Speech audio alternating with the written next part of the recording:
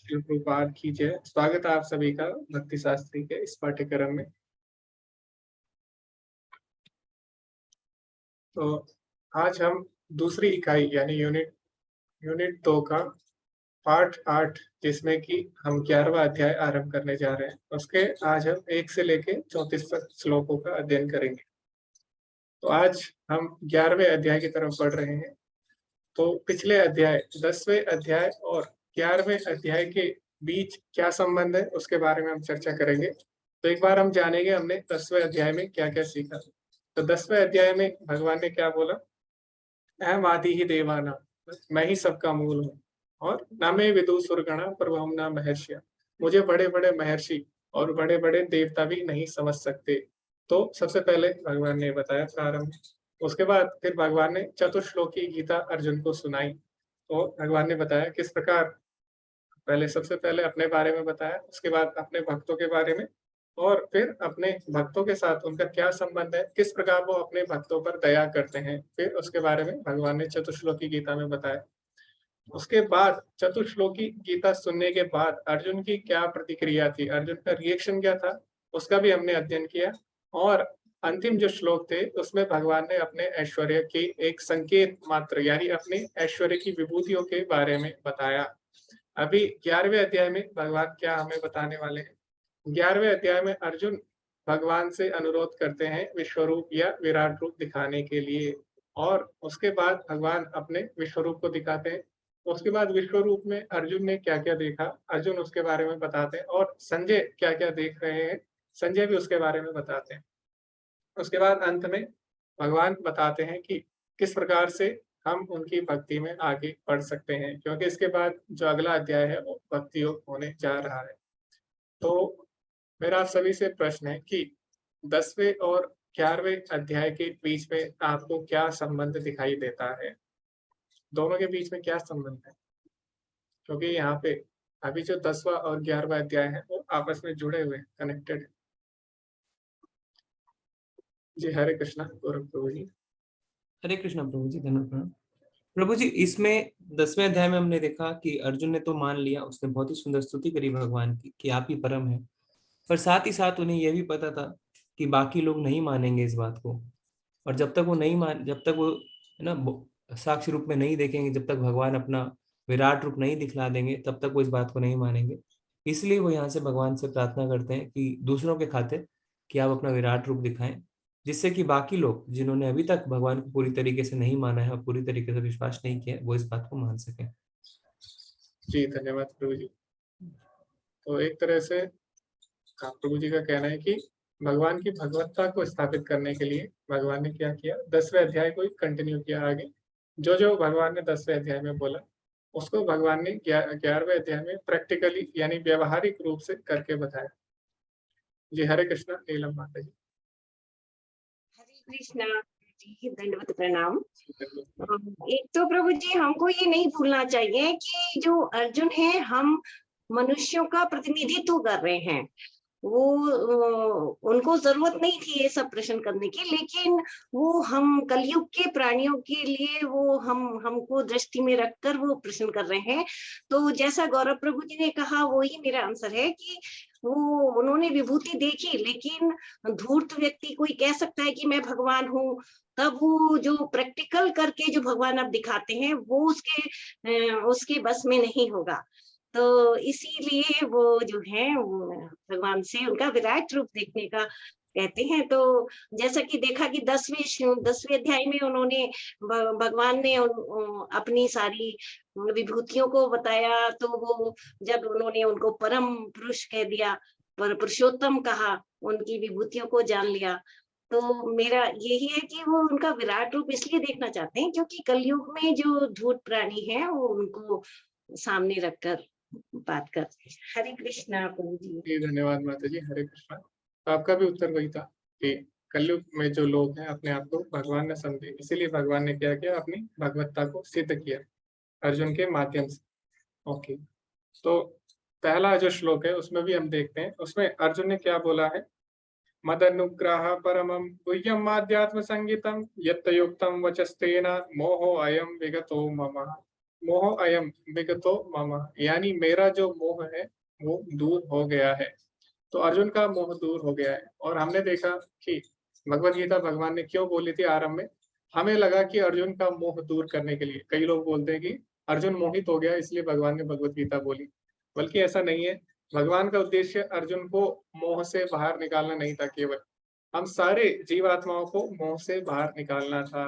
तो अगर भगवत गीता केवल अर्जुन के लिए बोली होती तो फिर भगवत गीता को यहीं पे समाप्त हो जाना चाहिए था, क्योंकि अर्जुन ने बोल दिया मोह अयम विगतो ममा, जो मेरा मोह है वो दूर हो गया है।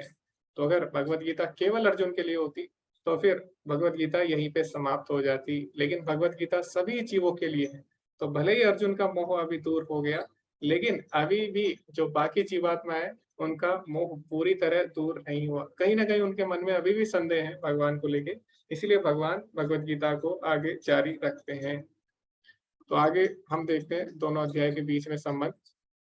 तो पिछले अध्याय में भगवान ने क्या बोला, तो चतुश्लोकी गीता उसका पहला ही श्लोक है, अहम सर्वस्व प्रभु, यानी मैं ही सभी सृष्टियों का कारण स्वरूप हूँ। उसके बाद अंत में भगवान क्या बोलते हैं, सब कुछ अपनी विभूति दिखाने के बाद पिछले अध्याय में, कि कृतस्नम एकांशेन स्थितो जगत, यानी मैं अपने ऐश्वर्य के एक चिंगारी मात्र से पूरे जगत में व्याप्त हूँ।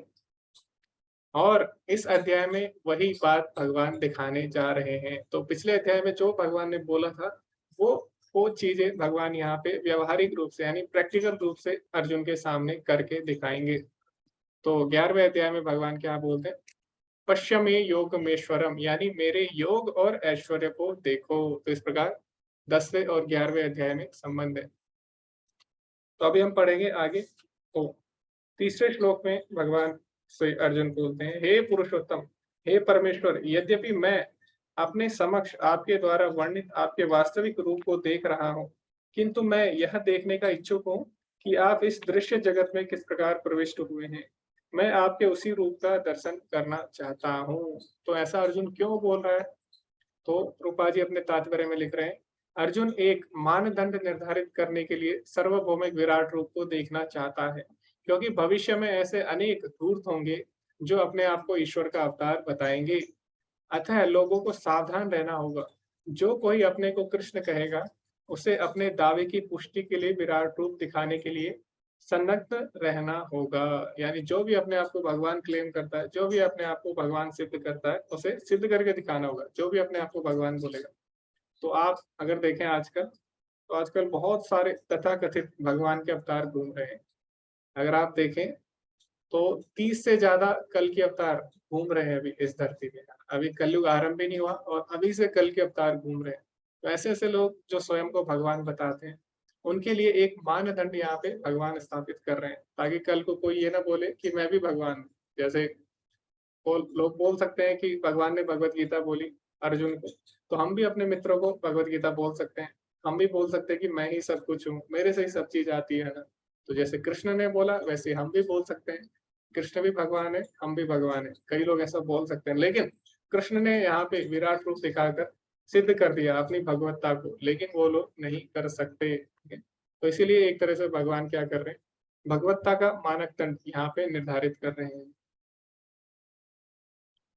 तो आगे हम देखते हैं आगे के श्लोकों में। तो चौथे श्लोक में अगर हम देखें तो उसमें अर्जुन भगवान से प्रार्थना कर रहे हैं, मन्य से यदि तत्शक्यम मया दृष्टम इति प्रभु योगेश्वर ततो मे त्वं दृष्टयात्मानम् अव्ययम्। हे प्रभु, हे योगेश्वर, यदि आप सोचते हैं कि मैं आपके विश्व रूप को देखने में समर्थ हो सकता हूँ, तो कृपा करके मुझे अपना असीम विश्व रूप दिखलाएं। तो यहाँ पे हम देख सकते हैं कि अर्जुन क्या कर रहा है, भगवान से प्रार्थना कर रहा है, यदि आपको ऐसा लगता है तो आप मुझे विश्व रूप दिखलाइए। यानी इससे क्या सिद्ध होता है, इससे ये सिद्ध होता है कि बिना भगवान की इच्छा के हम भगवान को नहीं देख सकते। तो जब तक भगवान की इच्छा नहीं होगी तब तक हम उनको नहीं देख सकते। तो कई लोग बोलते हैं कि हमें भगवान को देखना है तभी हम भगवान को मानेंगे। तो प्रभुपाद जी बोलते हैं कि भगवान हमारे सेवक नहीं है, भगवान हमारे नौकर नहीं है कि हम बोलेंगे हमें भगवान को देखना है और भगवान हमारे सामने आ जाए, है ना। तो भगवान हमारे सेवक नहीं है, तो भगवान को हम आदेश नहीं दे सकते। जैसे कि एक राष्ट्रपति होता है, अगर उससे किसी को मिलना होता है या प्रधानमंत्री से किसी को मिलना पड़ता है तो उसके लिए क्या एक प्रक्रिया है ना, एक प्रोसीजर फॉलो करना होता है, तभी आप प्रधानमंत्री से मिल सकते हो। इसी प्रकार भगवान अनंत कोटि ब्रह्मांड के राष्ट्रपति है, तो एक छोटे से देश के राष्ट्रपति के लिए आपको इतना कुछ करना पड़ता है। तो वैसे ही भगवान से अगर हमें मिलना है जो कि अनंत कोटि ब्रह्मांड के स्वामी है, तो उसके लिए भी एक प्रोसेस है, उसके लिए भी प्रक्रिया है। वो प्रक्रिया क्या है? प्रेमांजन चुरित भक्ति विलोचनेन संतः सदैव हृदयेषु विलोकयन्ति। तो अगर हमें हर समय भगवान के दर्शन करने, तो हम केवल भक्ति की आंखों से और प्रेम के काजल से ही कर सकते हैं। तो ये प्रभुपाद जी ने बोला। तो आगे प्रभुपाद जी लिखते हैं, ऐसा कहा जाता है कि भौतिक इंद्रियों द्वारा ना तो परमेश्वर कृष्ण को कोई देख सकता है, ना सुन सकता है, ना अनुभव कर सकता है। क्यों? क्योंकि हमारी इंद्रियां हमेशा अपूर्ण है, तो हम अपनी अपूर्ण इंद्रियों से पूर्ण और परम सत्य को नहीं देख सकते। तो इसीलिए हम क्या कर रहे हैं, बिना वैष्णव और बिना भगवान की कृपा के हम भगवान को नहीं देख सकते। तो इसीलिए यहाँ पे अर्जुन क्या कर रहा है, अर्जुन यहाँ पे भगवान से प्रार्थना कर रहा है कि यदि आपकी इच्छा हो, क्योंकि मैं इसमें समर्थ नहीं हूँ कि मैं आपका विश्व रूप देख पाऊं, तो आपके आशीर्वाद से, आपकी कृपा से ही मैं आपके रूप को देख सकता हूँ। तो इसीलिए अर्जुन ने क्या किया, भगवान से प्रार्थना की। और 5वें श्लोक में अर्जुन बोलते हैं, और चौथे श्लोक में भगवान से अर्जुन ने प्रार्थना की। 5वें श्लोक में भगवान बोलते हैं, हे अर्जुन, हे पार्थ, अब तुम मेरे ऐश्वर्य को, सैकड़ों हजारों प्रकार के दैवी तथा विविध रंग वाले रूप को देखो। तो यहाँ पे भगवान के जो विराट रूप है उसके बारे में प्रभुपाद जी क्या कहते हैं उसके बारे में हम जानते हैं। जैसे भौतिक प्रकृति प्रकट होती है, प्रकट नहीं होती, वैसे ही कृष्ण का सार्वभौमिक रूप प्रकट और अव्यक्त होता है। यह कृष्ण के अन्य रूपों की तरह आध्यात्मिक आकाश में शाश्वत रूप से स्थित नहीं होता है। तो प्रभुपाद जी बोल रहे हैं जो भगवान का विराट रूप है वो बाकी रूपों की तरह नहीं है। जैसे बाकी रूप जो भगवान के वो शाश्वत है ना। तो हम पढ़ते भी हैं जो भगवान कृष्ण के रूप के बारे में हम संहिता में, उसमें क्या लिखा है, आद्यम पुराण पुरुषम नव यौवनम च। जो भगवान का रूप है वो आदि पुराण यानी प्राचीन से भी प्राचीन है और एक नए युवक की तरह है। लेकिन विश्व रूप के साथ ऐसा नहीं है। विश्व रूप हर समय नहीं रहता, वो क्या होता है, भौतिक प्रकृति से बना हुआ है। तो भौतिक प्रकृति के साथ ही विराट रूप या विश्व रूप उत्पन्न होता है, और जैसी भौतिक प्रकृति नष्ट होती है तो विराट रूप भी नष्ट हो जाता है। तो विराट रूप क्या होता है, बनता रहता है और बिगड़ता रहता है। तो विराट रूप शाश्वत रूप नहीं है भगवान का। आगे प्रभुपाद जी लिखते हैं, विराट रूप या विश्व रूप भगवान का विशाल सार्वभौमिक रूप, जिसे निर्विशेषवादी द्वारा बहुत सराहा जाता है। भगवान का शाश्वत रूप नहीं। यह भौतिक सृष्टि के अव्ययों के बाद भगवान की सर्वोच्च इच्छा से प्रकट होता है। विराट रूप आध्यात्मिक आकाश में प्रदर्शित भगवान का शाश्वत रूप नहीं है, अतः यह भगवान की एक भौतिक अभिव्यक्ति है। तो विराट रूप भगवान क्यों दिखाते हैं? अभी जो मायावादी या जो निराकारवादी होते हैं उनको क्या होता है, उनको जो लाइट होती है, प्रकाश, उन्हें प्रकाश से बहुत ज्यादा आसक्ति होती है। तो वो भगवान को निराकार प्रकाश के रूप में यानी ब्रह्म ज्योति के रूप में देखते हैं। तो हम देखेंगे आगे जाके, अभी जो भगवान का विराट रूप था उससे सैकड़ों सूर्य के बराबर प्रकाश निकल रहा था। तो जो मायावादी या जो निराकारवादी लोग होते हैं वो प्रकाश से बहुत ही ज्यादा अट्रैक्ट होते हैं, आकर्षित होते हैं ना। तो भगवान ने क्या किया, उनको आकर्षित करने के लिए भी अपना विराट रूप दिखाया है। तो जो भक्त होते हैं वो कभी भी भगवान के विराट रूप से इतना आकर्षित नहीं होते जितना कि श्याम सुंदर रूप से होते हैं। और आगे हम देखेंगे अर्जुन भी यही बात बोलता है। अर्जुन भगवान को बोलता है कि मुझे आपका विराट रूप नहीं देखना, मैं दोबारा से भयभीत हो गया हूँ। तो बड़ी मुश्किल से अर्जुन का भय दूर हुआ था, लेकिन जैसे अर्जुन ने विराट रूप देखा दोबारा उसके मन में भय आ जाता है। तो अर्जुन अंत में बोलता है कि मैं आपसे प्रार्थना करता हूँ कि आप दोबारा उसी श्याम सुंदर रूप में आ जाइए। और अर्जुन भगवान के श्याम सुंदर रूप को सर्वश्रेष्ठ बताता है। तो जो भक्त होते हैं भगवान के, वो कभी भी भगवान के ऐश्वर्य से इतना आकर्षित नहीं होते ना, वो भगवान को प्रेम रूप में देखना चाहते हैं, भक्ति भाव से देखना चाहते हैं। तो वो क्या करते हैं, श्याम सुंदर रूप की तरफ ज्यादा आकर्षित होते हैं। तो एक बार क्या हुआ, चैतन्य महाप्रभु जब काशी में आए तो काशी में बहुत ज्यादा मायावादी थे। तो एक मायावादी विद्वान थे, उनका नाम था प्रकाशानंद सरस्वती। तो प्रकाशानंद सरस्वती जो थे, तो उन्होंने देखा कि चैतन्य महाप्रभु उनके संप्रदाय से उन्होंने दीक्षा ली। तो उन्होंने मायावाद संन्यास लिया था चैतन्य महाप्रभु ने। तो उनके जो गुरु थे वो मायावादी थे, लेकिन बाद में उन्होंने क्या किया, उसी को रिजेक्ट कर दिया था और उन्होंने फिर वैष्णव जो सिद्धांत था उसका प्रचार किया। तो जब जो प्रकाशानंद सरस्वती थे वो मायावादी थे। फिर उन्होंने देखा कि जो हमारी परंपरा का ये कोई विद्वान है, ये क्या कर रहा है, ये खुलेआम सबके सामने नाचता है और ये क्या करता है, वेदों का पाठ नहीं करता। तो उन्हें ये बिल्कुल पसंद नहीं था। तो एक बार उन्होंने चैतन्य महाप्रभु से मिलने की इच्छा व्यक्त की। तो प्रकाशानंद सरस्वती बहुत सारे शिष्यों के साथ चैतन्य महाप्रभु से मिलने जाते हैं और चैतन्य महाप्रभु जब उनसे मिलने गए प्रकाशानंद सरस्वती से, तो क्या करते हैं, वो अंदर नहीं आते। चैतन्य महाप्रभु बाहर ही बैठ जाते हैं। बाहर जो दहलीज होती है वहीं पे चैतन्य महाप्रभु नीचे बैठ जाते हैं। तो प्रकाशानंद सरस्वती सोचता है कि मैं इन्हें डिबेट में हरा दूंगा, मैं इन्हें वार्तालाप और वाद विवाद में हरा दूंगा। लेकिन जैसे ही वो चैतन्य महाप्रभु को देखते हैं, वो देखते हैं कि चैतन्य महाप्रभु कितने दीन हैं, कितने दयालु हैं। वो क्या कर रहे हैं, एक सन्यासी होके भी, हम सब अंदर बैठे हैं और उनके लिए अच्छा अच्छा भोजन लगा हुआ था, लेकिन फिर भी चैतन्य महाप्रभु बाहर बैठे हैं।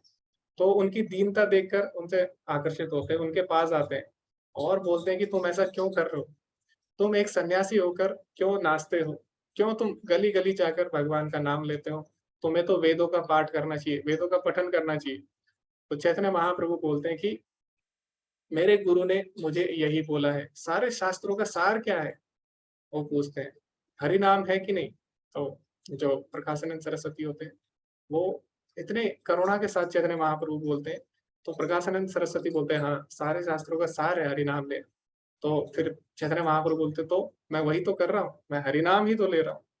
तो फिर इतनी करुणा के साथ बोलते हैं और उनके शरीर से जो तेज निकल रहा था उस समय, तो जो प्रकाशानंद सरस्वती थे उस तेज से बहुत ही ज्यादा आकर्षित हो जाते हैं, उस तेज से और उनकी दया से बहुत ज्यादा आकर्षित हो जाते हैं। और उसके बाद वो क्या करते हैं, पूरे अपने शिष्यों के साथ, हजारों शिष्यों के साथ अपना संन्यास ले लेते हैं, वैष्णव संन्यास ले लेते हैं और वो भी भगवान के भक्त बन जाते हैं। तो इस प्रकार जो मायावादी होते हैं वो प्रकाश से बहुत ज्यादा आकर्षित होते हैं, भगवान के ऐश्वर्य से बहुत ज्यादा आकर्षित होते हैं। तो उनको भी किसी तरह भक्ति में लाया जाए, इसीलिए भगवान क्या करते हैं, मायावादियों को विराट रूप दिखलाते हैं, मायावादियों को प्रकाश वाला रूप दिखाते हैं। इसी के साथ हम आगे बढ़ेंगे। आगे कृपा जी बताते हैं और भी विस्तार से बताते हैं, विश्व रूप की तुलना करते हैं। तो मंदिर में जो अर्च विग्रह होता है, कृपा जी बोलते हैं, मंदिर में अर्च विग्रह या पूजा करने योग्य देवता नवजातों के लिए भगवान की एक समान अभिव्यक्ति है, लेकिन अपने भौतिक स्पर्श के बावजूद भगवान के विराट और अर्च जैसे सभी रूप भगवान कृष्ण के रूप में उनके शाश्वत रूप से अलग नहीं है। तो जैसे मंदिर में जो अर्च विग्रह होता है वो क्या होता है, वो भी भौतिक तत्वों का बना होता है, लेकिन क्योंकि हम साक्षात रूप से भगवान की सेवा नहीं कर सकते, है ना, हमारी योग्यता अभी इतनी नहीं है कि भगवान की सेवा हम साक्षात रूप में कर सके, डायरेक्टली कर सके। इसीलिए भगवान क्या करते हैं, भगवान भगवान अर्च विग्रह रूप में हमारे सामने प्रकट होते हैं। तो जो भौतिक वस्तुएं होते हैं उनमें भगवान अर्च विग्रह के रूप में प्रकट होते हैं ताकि हम भगवान की सेवा कर सके। तो जो अर्च विग्रह रूप है भगवान का वो भी शाश्वत नहीं होता। आपने देखा होगा कालांतर यानी बहुत समय बाद क्या होता है, जो विग्रह होता है क्योंकि वो भौतिक तत्वों का बना होता है, तो एक समय बाद उसको भी निष्कासित करना पड़ता है, एक समय बाद। हाँ, ऐसे नहीं है कि जैसे मायावादी बोलते हैं कि जब हम परम ब्रह्म बन जाएंगे या जब हम ध्यान लगा के श्रेष्ठ हो जाएंगे तो उसके बाद हम मूर्ति को फेंक देंगे, ऐसा नहीं है। अर्च विग्रह जो है वो समय के साथ अपने आप, जब भौतिक सृष्टि नष्ट होती है वो भी नष्ट हो जाते हैं। तो अर्च विग्रह में भी भगवान क्यों प्रविष्ट करते हैं, ताकि हम लोग उनकी सेवा कर सके। तो अर्च विग्रह और भगवान में कोई भी अंतर नहीं होता, लेकिन वो रूप भगवान के कैसे हैं, वो विराट रूप की तरह शाश्वत नहीं होते। तो ये प्रभुपाद जी यहाँ पे समझाना चाह रहे हैं। आगे जब अर्जुन ने भगवान से प्रार्थना की तो भगवान ने क्या बोला, तो भगवान ने बोला, न तु माम शक्यसे दृष्टुम अनेनैव सचक्षुषा दिव्यम ददामि चे चक्षु पश्य मे योगमेश्वरम। किंतु तुम मुझे अपनी इन आंखों से नहीं देख सकते, अतः मैं तुम्हें दिव्य आंखें दे रहा हूँ, अब मेरे योग और ऐश्वर्य को देखो। तो जैसे कि अर्जुन ने बोला, प्रार्थना भी की कि मैं अपनी अपूर्ण इंद्रियों से आपको नहीं देख सकता, आपका विराट रूप नहीं देख सकता, इसीलिए भगवान ने क्या किया, भगवान ने अर्जुन को दिव्य चक्षु दिए, तो ताकि अर्जुन भगवान के दर्शन कर सके। तो अभी हम देखते हैं और अभी हम चर्चा करेंगे कि यहाँ पे हमें चर्चा करनी है कि भगवान ने अर्जुन को अपने विश्व रूप को देखने के लिए आवश्यक शक्ति क्यों दी, यानी दिव्य चक्षु क्यों प्रदान किए। तो आप में से कोई बता सकते हैं भगवान ने अर्जुन को दिव्य चक्षु क्यों प्रदान किए?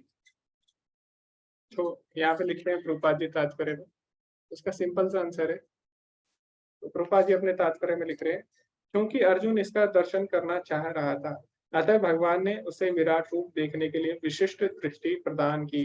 तो भगवान ने अर्जुन पे विशेष कृपा की, जिससे कि वो भगवान का विराट रूप देख सके। तो भगवान क्या करते हैं, अपने भक्तों पे ही ऐसी विशेष कृपा कर सकते हैं जिससे कि उनके भक्त उन्हें जान पाए।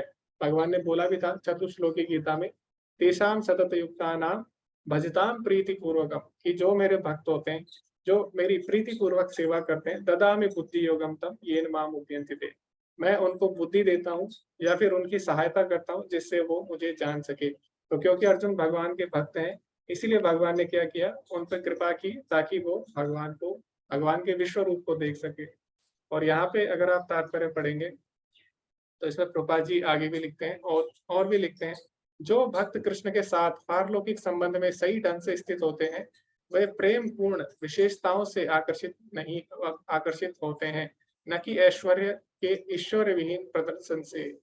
जो भगवान के भक्त होते हैं उन्हें विराट रूप में बिल्कुल भी रुचि नहीं होती, भगवान के ऐश्वर्य रूप में रुचि नहीं होती।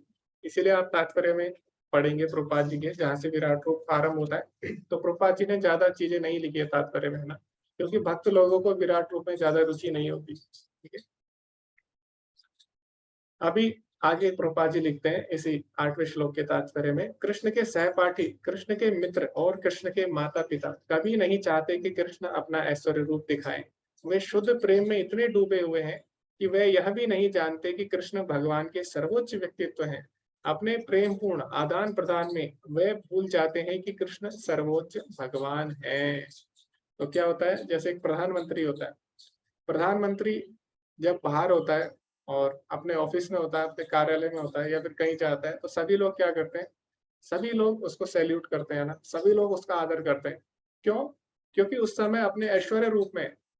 लेकिन जैसे ही प्रधानमंत्री घर पे जाता है तो क्या करता है, अपनी माता के साथ खेलता है ना, और उनकी माता जी उनको डांट भी लगाती है, और उनके जो मित्र है घर पे क्या करते हैं, उनको अलग अलग नाम से भी बुलाते हैं।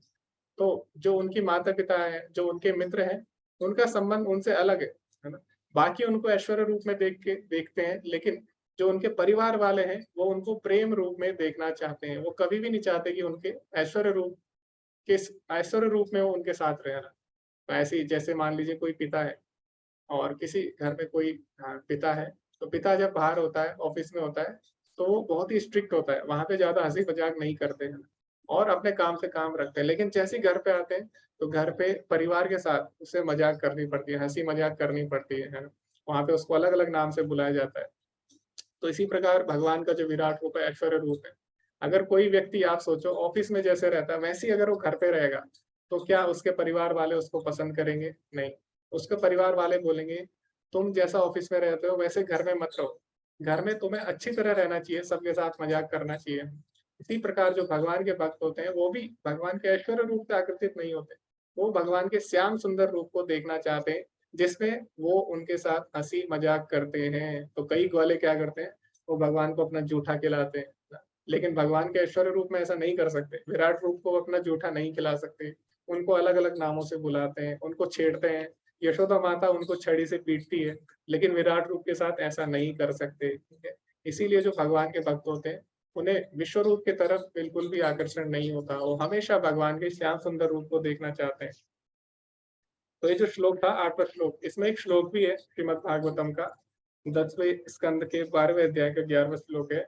इसमें बोला गया कि यह वह परम पुरुष है जिसे ऋषिगण निर्विशेष ब्रह्म कह के मानते हैं, भक्तगण भगवान के रूप में मानते हैं और सामान्य जन प्रकृति से उत्पन्न हुआ मानते हैं। ये बालक जिन्होंने अपने पूर्व जन्म में अनेक पुण्य किए हैं, अब उसी भगवान के साथ खेल रहे हैं। तो यहाँ पे क्या बोला जा रहा है कि सुखदेव गोस्वामी बोल रहे हैं कि ये बालक कोई साधारण बालक नहीं है जो भगवान के साथ खेल रहे हैं, ये साक्षात परम ब्रह्म अनंत कोटि ब्रह्मांड के नायक के साथ खेल रहे हैं। तो इनका कितना सौभाग्य है कि ये भगवान के दिव्य रूप के साथ आदान प्रदान कर रहे हैं। तो भगवान के भक्त हमेशा श्याम सुंदर रूप से आकर्षित होते हैं। क्यों? क्योंकि उसके साथ वो प्रेम का आदान प्रदान कर सकते हैं। तो यही यहाँ पे प्रभुपाद जी भी बोल रहे हैं। जो लोग वास्तव में भगवान कृष्ण को समझने में रुचि रखते हैं और जो अर्जुन के नक्शे कदम पर चलते हैं, उन्हें समझना चाहिए कि कृष्ण ने न केवल सैद्धांतिक रूप से खुद को सर्वोच्च के रूप में प्रस्तुत किया, बल्कि वास्तव में खुद को सर्वोच्च के रूप में प्रकट किया। तो भगवान ने न केवल बोला बल्कि बातों से, बल्कि भगवान ने करके भी दिखाया और अपने आप को सर्वश्रेष्ठ सिद्ध किया। तो भगवान ने बोला था, मत्तः परतरम न अन्य किंचित अस्ति धनंजय, मेरे से श्रेष्ठ कोई भी नहीं है। तो ऐसा नहीं है कि हम भी बोल देंगे तो हम भी भगवान बन जाएंगे। भगवान ने क्या किया, सैद्धांतिक रूप से भी और व्यवहारिक रूप से भी उसको करके बताया। तो आगे अब हम देखेंगे विराट रूप के बारे में। तो विराट रूप के बारे में बहुत ही विस्तार से रूपा जी ने चर्चा नहीं की है, लेकिन विराट रूप में अर्जुन ने क्या क्या देखा उसके बारे में हम चर्चा करेंगे। और अभी हम ये भी जानेंगे कि विराट रूप में और आमतौर पर जो हम देखते हैं ना, तो विराट रूप में अर्जुन ने क्या देखा, अर्जुन ने देखा सारे ब्रह्मांड को एक साथ उसने देख लिया। तो जैसे कि हम देखते हैं ना, कई जगह सीसीटीवी कैमरा लगे होते हैं, तो हम क्या करते हैं, बहुत सारे सीसीटीवी कैमरा से हम एक ही जगह पर देख सकते हैं ना। आपने देखा होगा एक ही स्क्रीन पे हम बहुत सारी चीजें देख सकते हैं एक साथ सीसीटीवी कैमरा से। तो दोनों में क्या अंतर था, सीसीटीवी कैमरा में और भगवान के विराट रूप में क्या अंतर था, वो भी हम अभी चर्चा करेंगे। तो सबसे पहले अर्जुन ने क्या क्या देखा उसकी हम चर्चा करते हैं। अर्जुन उवाच पश्यामि देवांस्तव देवदेहे सर्वांस्तथा भूतविशेषसङ्गान् ब्रह्माणमीशं कमलासनस्थं ऋषिं च सर्वान् उर्गांश्च दिव्यान्। अर्जुन ने कहा, हे भगवान कृष्ण, मैं आपके शरीर में सारे देवताओं तथा अन्य विविध जीवों को एकत्रित देख रहा हूँ। मैं कमल पर आसीन ब्रह्मा, शिवजी तथा समस्त ऋषियों एवं दिव्य सर्पों को देख रहा हूँ। तो भगवान का जो विराट रूप है उसको आदिदेविक रूप भी बोला जाता है। आदिदेविक रूप में सारे देवी देवता समाहित है। तो भगवान ने क्या किया, जब विराट रूप दिखाया उसमें अर्जुन ने सारे देवी देवता देखे। विशेष रूप से अर्जुन ने किसको देखा, अर्जुन ने ब्रह्मा जी को देखा जो कि कमल पे आसीन थे, और साक्षात शिव जी को भी विराट रूप में देखा। और जो विराट रूप था वो कैसा था, अनेक बाहूदर वक्त्र नेत्रम पश्यामि त्वां सर्वतो अनंत रूपम न अंतम न मध्यम न पुनस्तवादिम पश्यामि विश्वेश्वर विश्वरूपा। हे विश्वेश्वर, हे विश्वरूप, मैं आपके शरीर में अनेक हाथ, पेट, मुंह तथा आंखें देख रहा हूँ जो सर्वत्र फैले हुए हैं, जिनका कोई भी अंत नहीं है। आप में ना अंत दिखता है, ना आपका मध्य है और ना ही आदि है। इस प्रकार अर्जुन ने भगवान का रूप देखा। क्रीटिनम गदिनम चक्रिणम च तेजो राशिम सर्वतो दीप्तिमनंतम पश्यामि त्वां दुनिरीक्षं समन्ता दीप्तो अनलार्क द्वितीय प्रमेयम। आपके रूप को उसके चकाचौंध तेज के कारण देख पाना अत्यधिक कठिन है। तो आगे प्रभुपाद जी क्या बताते हैं इसमें वो भी हम पढ़ेंगे।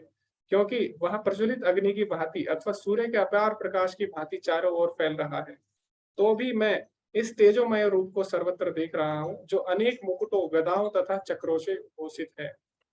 तो हम देख सकते हैं जब आकाश में एक सूर्य होता है, अभी तो सर्दियों का समय आ गया है, लेकिन गर्मियों के समय में जब आकाश में सूर्य होता है तो एक सूर्य के कारण ही हमें कितनी परेशानी उठानी पड़ती है ना। एक सूर्य से ही, एक सूर्य को ही झेलना मुश्किल हो जाता है। तो अभी जो भगवान का विराट रूप है उसका जो तेज है वो बहुत ही ज्यादा है, वो सैकड़ों सूर्यों के बराबर है। ऐसा लगता है कि मानो सैकड़ों सूर्य एक साथ आ गए हो। तो आप सोचिए उनको एक साथ देखना क्या साधारण चक्षुओं से या साधारण शरीर से संभव नहीं है। तो जो अर्जुन है इसीलिए उसको दिव्य चक्षु दिए गए। आगे अर्जुन क्या बोलते हैं, त्वम अक्षरम परमं वेदितव्यम त्वमस्य विश्वस्य परम निधानम त्वम अव्ययः शाश्वता धर्मगोप्ता सनातनस्त्वं पुरुषो मतो में। आप परम आद्य ज्ञेय वस्तु है, आप इस ब्रह्मांड के परम आधार अर्थात आश्रय हैं। आप अव्यय तथा पुराण पुरुष हैं, आप सनातन धर्म के पालक भगवान है, यही मेरा मत है। तो जो सनातन धर्म है उसके पिता, उसके पालक भगवान कौन है, वो स्वयं भगवान श्री कृष्ण है। तो इस प्रकार अर्जुन ने भगवान के विराट रूप की स्तुति की और इस प्रकार उन्होंने विराट रूप को देखा। तो ये आप देख सकते हैं।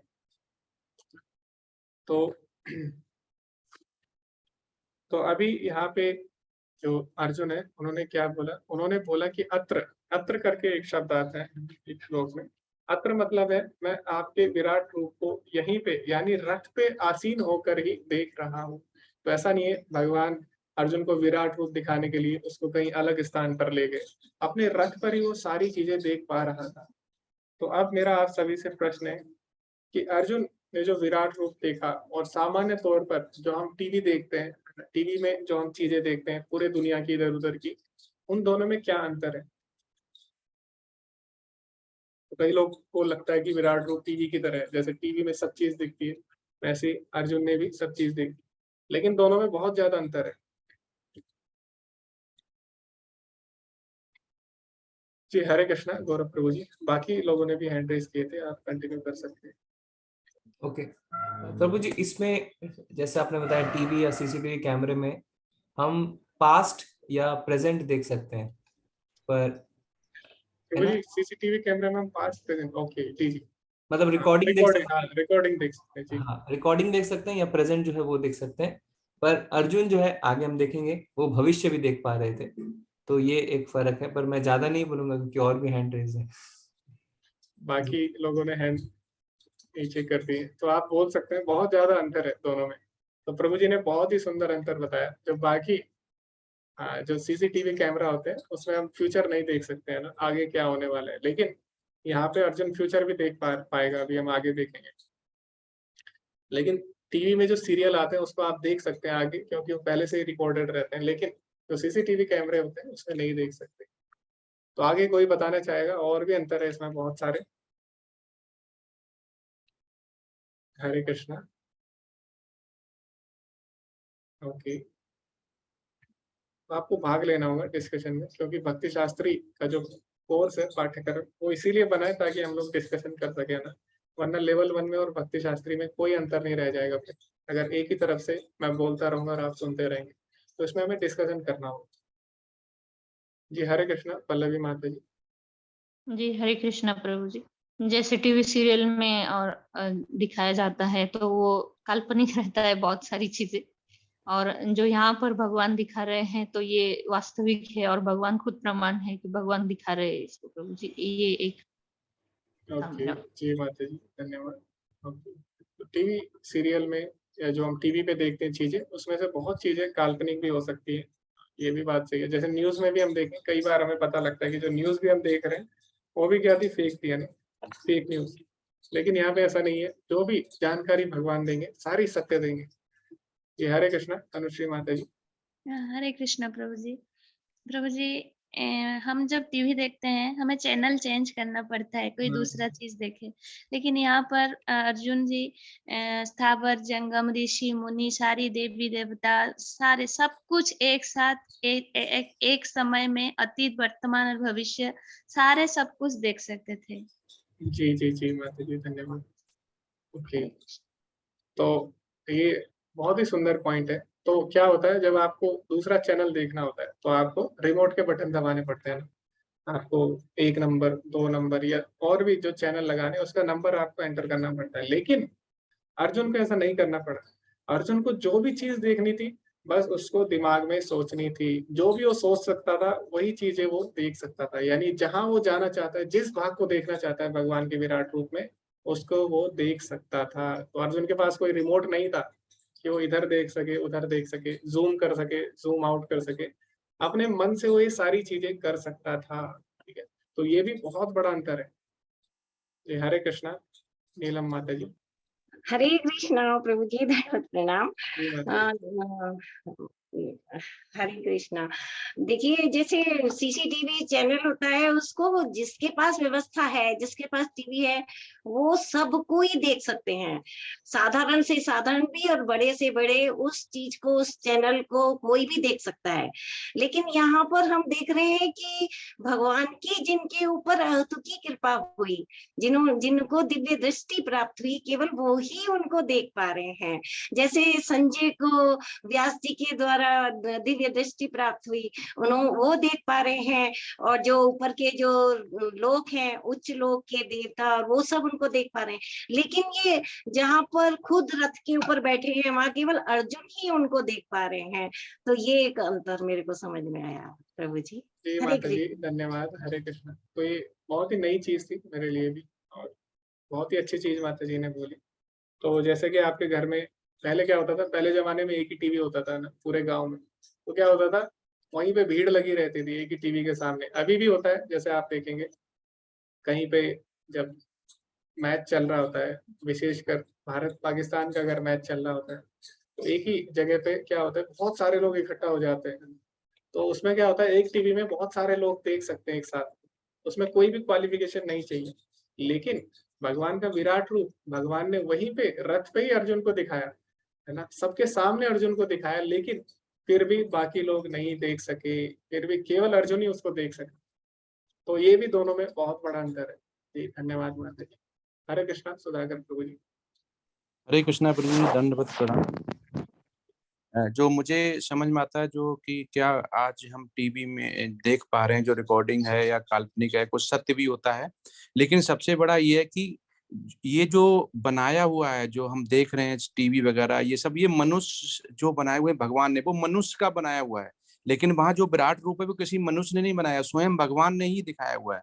तो ये सारी चीजें भगवान ने जो बनाई, प्रोड्यूस की हुई हैं, वो मनुष्य के द्वारा है, चाहे टीवी है चाहे सीसीटीवी है, पर वहां पे मनुष्य नहीं बना सकता विराट रूप।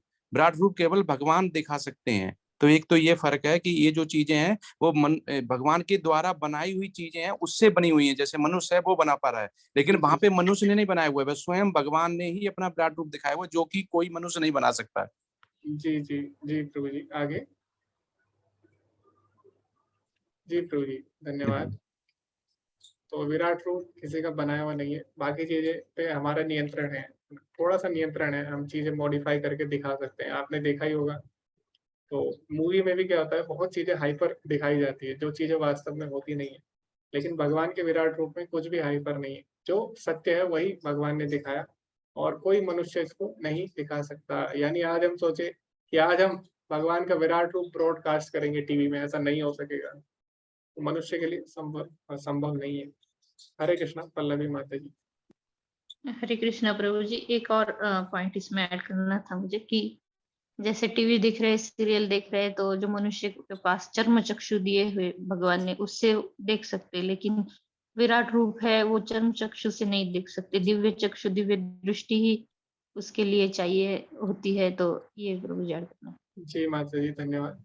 तो ये पॉइंट हम डिस्कस कर चुके हैं कि केवल वही भगवान के विराट रूप को देख सकते हैं, कुछ ही लोग देख सकते हैं जिन पे भगवान की कृपा है, सारे नहीं देख सकते। शायद कुछ पॉइंट रह गए, इसीलिए गौरव प्रभु जी ने हैंड रेज किया है दोबारा। जी हरे कृष्णा गौरव प्रभु जी।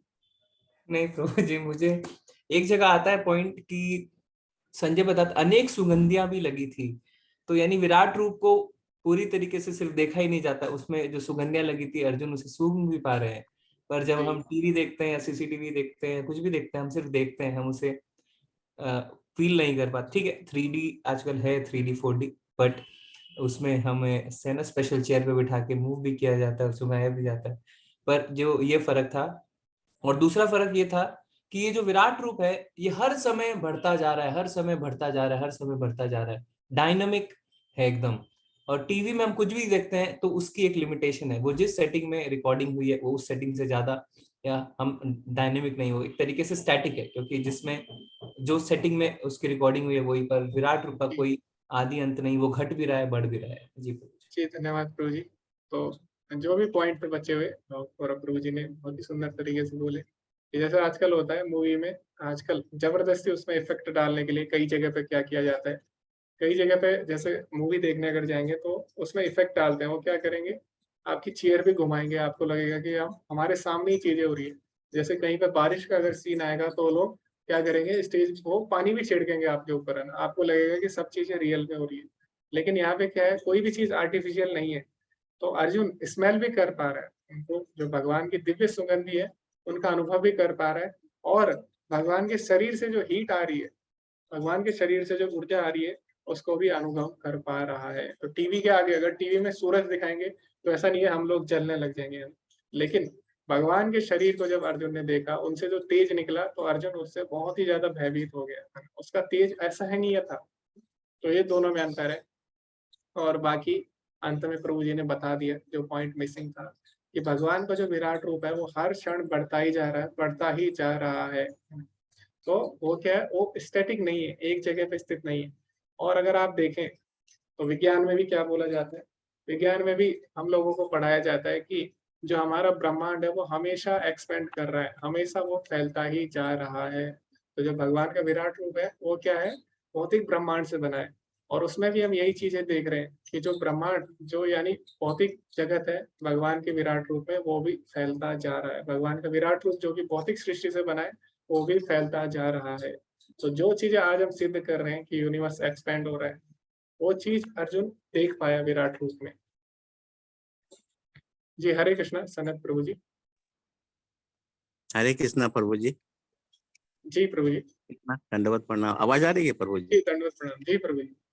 अच्छा अच्छा। ये जो है मतलब कृष्ण जी चक्षुदान दिए थे, मतलब कि दिव्य दृष्टि दिए, लेकिन इसके अलावे जो है वो संजय को भी दिव्य दृष्टि मिली थी, भास के द्वारा, मुनि के द्वारा मिली थी। और इसके अलावे जो है ये देवी देवता भी देख पा रहे थे, लेकिन कुरुक्षेत्र में जितने भी थे वे अर्जुन के अलावे और किसी को नहीं देख पा रहे थे प्रभु जी। ओके हरे जी कृष्ण। प्रभु जी। तो ये पॉइंट हम पहले ही डिस्कस कर चुके हैं प्रभु जी, कि बाकी लोग नहीं देख पाए उसको। हरे कृष्णा सुधाकर प्रभु जी। हरे कृष्णा, आप प्रभु कुछ जी इसमें ऐड करना चाहते हैं? नहीं प्रभु जी, मेरा पहले से ही है। ओके जी जी। ओके, तो सभी ने बहुत ही अच्छे अच्छे पॉइंट बोले और बहुत नए नए पॉइंट्स थे, बिंदु थे जिनसे कि मुझे सीखने को मिले। तो इसीलिए हमें डिस्कशन करना चाहिए ताकि हमें नई नई चीजें सीखने को मिले। ओके, तो ये सब अर्जुन ने क्या देखा, भगवान के विराट रूप में देखा। तो विराट रूप आजकल के सीसीटीवी कैमरे की तरह नहीं है, उससे बहुत ही ज्यादा अलग है। तो कई लोग इसको समझाने के लिए सीसीटीवी का उदाहरण देते हैं, लेकिन दोनों में अंतर है। आगे भगवान ने जो विश्व रूप दिखाया उसके बारे में प्रभुपाद जी क्या बोलते हैं कि पहले कृष्ण और अर्जुन का संबंध मित्रता पर आधारित था, लेकिन यहाँ रहस्योद्घाटन के बाद अर्जुन बड़े सम्मान के साथ प्रणाम कर रहे हैं और हाथ जोड़कर वहां कृष्ण से प्रार्थना कर रहे हैं, वहां सार्वभौम रूप की स्तुति कर रहे हैं। इस प्रकार अर्जुन का संबंध मित्रता के स्थान पर आश्चर्य का नहीं हो जाता। तो भगवान अपना विराट रूप क्यों नहीं दिखाते अपने भक्तों को? तो भगवान अपना विराट रूप, अपनी शक्तियों का प्रदर्शन अपने भक्तों के सामने कभी भी नहीं करते। क्यों? क्योंकि उससे उनके बीच में रस खत्म हो जाता है ना। मान लीजिए कि मेरा मित्र है और मैं अपने मित्र के साथ हंसी मजाक करता हूँ, लेकिन जैसे ही वो ऐश्वर्य रूप में मेरे सामने होगा, अगर मैं ऑफिस में उसके जाऊंगा तो मैं उसके साथ हंसी मजाक नहीं कर सकता। उसके ऑफिस में मैं उसके साथ खाना नहीं खा सकता उसी की थाली में। उसके ऑफिस में मैं उसको घर के नाम से नहीं बुला सकता, उसके कंधे पे हाथ नहीं रख सकता, है ना। तो वो रस खत्म हो जाता है वहां पे। तो जो भगवान के भक्तों के बीच में और भगवान के बीच में रस है, वो भगवान के ऐश्वर्य से समाप्त हो जाता है। तो फिर जो भक्त होता है भगवान को ऐश्वर्य रूप में देखने लगता है, तो फिर वो रस का आदान प्रदान समाप्त हो जाता है। और भगवान क्या है? भगवान रसों के सार है, रसो वैसा, है ना। तो भगवान अपने भक्तों के साथ रसों का आदान प्रदान करते हैं, इसीलिए भक्ति को श्रेष्ठ बोला जाता है सबसे, क्योंकि ये आनंद से भरी हुई है, रसो वैसा, रस से भरी हुई है। इसीलिए आपने देखा होगा जब भी यशोदा माता के सामने भगवान कभी भी किसी असुर को नहीं मारते थे। वो क्या करते थे, जब यशोदा माता नहीं होती थी तब वो किसी असुर का वध करते थे। तो चाहे पूतना का वध किया वो भी उन्होंने एकांत में किया ना, और किसी भी बड़े बड़े असुर का वध किया, वृत्तासुर का वध किया, तो वृत्तासुर को कहाँ मारा? आकाश में ले जाके मारा। ठीक है। तो कभी भी अपने माता पिता के सामने, अपने भक्तों के सामने उन्होंने ऐसा नहीं किया। क्यों? ताकि उनके सामने ऐश्वर्य प्रदर्शन ना हो, ताकि उनको पता ना लगे कि वो भगवान है, और इसी तरह उनके बीच रसों का आदान प्रदान चलता रहे। तो इसीलिए उनको कभी भी पता नहीं लगा, उन्हें कभी भी पता नहीं लगा कि कृष्ण परम भगवान है ना। तो इस प्रकार ऐसा था। तो मेरा आप सभी से प्रश्न है, तो 18 डेज कोर्स में भी हम पूछते हैं और आपसे भी पूछूंगा अभी आगे जाके, कि जो भगवान के भक्त हैं वो भी भगवान को, वो भी नहीं जानते कि कृष्ण भगवान है। भगवान के जो शुद्ध भक्त है, यशोदा माता है, जो उनके साथ ग्वाल बाल है, वो भी नहीं जानते कि कृष्ण भगवान है। और जो असुर लोग हैं वो भी कृष्ण को नहीं जानते, वो भी नहीं जानते कि कृष्ण भगवान है। तो दोनों में आखिर अंतर क्या है? तो दोनों में अंतर है, दोनों ही कृष्ण को भगवान नहीं मानते, लेकिन दोनों में अंतर है। तो कोई बता सकते हैं आप में से दोनों में क्या अंतर है? दोनों ही कृष्ण को भगवान नहीं मानते। हरे कृष्ण जी। पल्लवी जी माँ। प्रभु जी, एक एक जो है, एक प्रेम का आदान प्रदान चल रहा है, इसीलिए भगवान नहीं मान रहे, और असुर लोग जो है वो ईर्ष्या के कारण भगवान नहीं मान रहे उनको। ओके जी माता जी। हरे कृष्णा। अलका माता जी, आप इसमें कुछ ऐड करना चाहेंगे? नहीं, यही बोलना था प्रभु जी कि ये असुर जो है उनसे द्वेष रखते हैं, और जो भक्त हैं वो प्रेम से उनसे बंधे हुए हैं, तो दोनों में यही अंतर है। जी जी जी माता जी, धन्यवाद। Okay, शायद सभी का यही उत्तर है, और इसका उत्तर भी यही है। जो असुर है वो भी भगवान को भगवान नहीं मानते, और जो भगवान के शुद्ध भक्त है वो भी भगवान को भगवान नहीं मानते।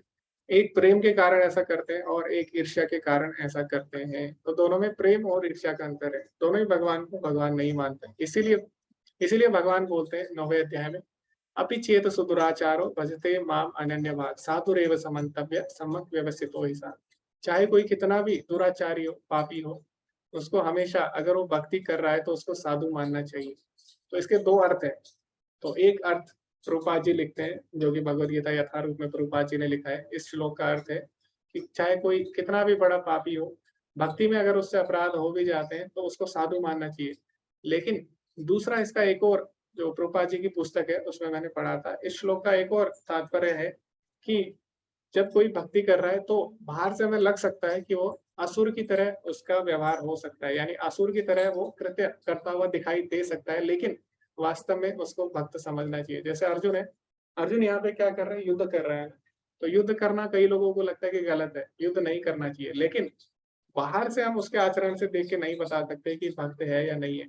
इसीलिए चैतन्य चरितामृत में बोला गया है कि कभी भी वैष्णव के आचरण से उसको उसको जज नहीं करना चाहिए, उसका निर्धारण नहीं करना चाहिए कि ये भक्त है या नहीं। तो यही बात यहाँ पे प्रभुपाद जी बोल रहे हैं कि बाहर से लग सकता है कि भक्त और अभक्त एक जैसे हैं, कि भक्त भी भगवान को भगवान नहीं मानते, अभक्त भी नहीं, लेकिन दोनों में अंतर रहता है। तो बाहर से हम किसी को जज नहीं कर सकते कि कोई वैष्णव है या नहीं है। ठीक है। जैसे गोपियां हैं, गोपियां क्या करती हैं? प्रभुपाद जी लिखते हैं अपनी पुस्तक में। तो गोपियां क्या करती है? वो आधी रात को अपने परिवार को छोड़कर, अपने जो पति हैं उनको त्याग कर वो क्या करती है? भगवान से मिलने जाती है। तो बाहर से अगर देखा जाए सामाजिक दृष्टि से तो बिल्कुल भी सही नहीं है। अपने पति को छोड़कर, है ना, अपने परिवार को छोड़कर, अपने बच्चों को छोड़कर आधी रात को घर से बाहर निकलना, किसी पुरुष से मिलने जाना, ये बिल्कुल भी सही व्यवहार नहीं है अगर बाहर से हम देखें। लेकिन वो क्या है? गोपियां भगवान की शुद्ध भक्त हैं, तो केवल भगवान के लिए वो ऐसा कर रही है। तो बाहर के आचरण देख के हमें कभी भी वैष्णव को जज नहीं करना चाहिए, हमें निर्धारित नहीं कर लेना चाहिए ये वैष्णव है या नहीं बाहर से देखकर। ठीक है। तो ये भी यहाँ पे प्रभुपाद जी बताना चाह रहे हैं। अब आगे भगवान ने दूसरा रूप दिखाया। तो इस अध्याय में भगवान अलग अलग रूप दिखाने वाले हैं। पहले भगवान ने विराट रूप दिखाया, अभी भगवान काल रूप दिखाने वाले हैं। तो काल रूप में, जो भगवान का काल रूप था, उसमें क्या देखा अर्जुन ने? कि जो भगवान का काल रूप है उसके नुकीले दांत है, बड़ी बड़ी आंखें हैं, और वो क्या कर रहा है? जितने भी विपक्षी योद्धा हैं उनको चबा रहा है। तो ये रूप देख के अर्जुन बहुत ज्यादा भयभीत हो जाता है। पहले ही विराट रूप देख के अर्जुन भय में था, लेकिन जैसी काल रूप देखा अर्जुन और ज्यादा भयभीत हो जाता है और हाथ जोड़ के भगवान से प्रार्थना करता है, आख्या ही मे को भवान उग्र रूपो नमस्तुते देववरा प्रसीदा विज्ञातुमिच्छामि भवन्तमादिं नाही प्रजानामि तव प्रवृत्तिम। हे देवेश, कृपा करके मुझे बतलाएं कि इतने उग्र रूप में आप कौन है ना? तो विराट रूप में तो भगवान को पहचान गया था, लेकिन जब हमने काल रूप देखा तो अर्जुन अर्जुन पहचान भी नहीं पाया भगवान। वो बोला कि आप कौन है? मैं आपको नमस्कार करता हूँ, आप जो भी हैं बड़े बहुत ही ज्यादा डरावने हैं, आप जो भी हैं मैं आपको नमस्कार करता हूँ, कृपा करके मुझ पर प्रसन्न हो। आप आदि भगवान हैं, मैं आपको जानना चाहता हूँ, क्योंकि मैं नहीं जान पा रहा हूँ कि आपका प्रयोजन क्या है। अर्जुन को लगा कि ये जरूर ही भगवान का कोई शायद रूप है, दूसरा रूप है, लेकिन मैं इसके बारे में बिल्कुल भी नहीं जानता, तो कृपा करके आप मुझे इस रूप के बारे में बताइए। ना, तो ऐसा भगवान से अर्जुन प्रार्थना करता है। तो हम देख रहे हैं अर्जुन को जब भी कुछ चीज जाननी है तो अर्जुन क्या कर रहा है, भगवान से प्रार्थना कर रहा है। अब अर्जुन अपना दिमाग नहीं लगा रहा, अर्जुन अपनी मनोदशा से नहीं जानना चाह रहा है, अपने मनोधर्म से।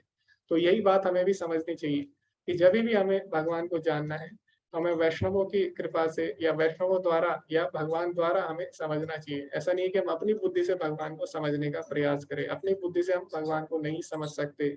पंथास्तु कोटि शतवर्ष संप्रगम्यो वायो रथापि मनसो मुनि पुंगवाना सो अप्यस्ति यत् प्रपदसी में विचिंत तत्व गोविंदम आदि पुरुषम तम हम भजामि।